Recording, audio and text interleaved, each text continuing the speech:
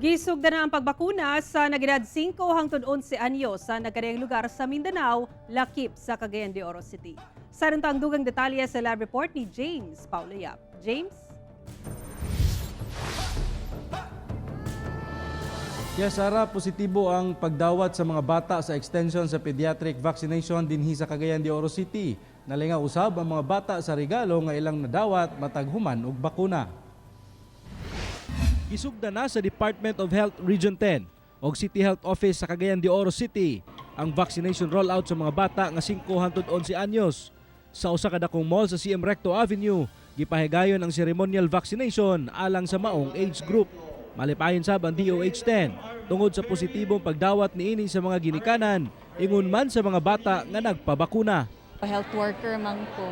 So, exposed ko sa anak nga work. So, sa ila pod para protected pod sila, kaming tanan dapat ma-vaccine sa household. Yes, Why? because I would feel safe. Kaya gusto mo kong magpalaag sa Canada! Aron nga dili nila malimtan ang adlaw sa ilang pagpabakuna, daghang pasundayag, maskot og regalo ang giandam sa DOH, CHO ug management sa mall. Target sa Department of Health Region 10 nga mabakunahan ang kapin 73,000 ka mga bata sa tibuok rehiyon. Aron all the sectors of the population can be protected, no? Labi na kay lately daghan kay admission sa mga bata. We owe it to our children to give them the best protection against COVID-19.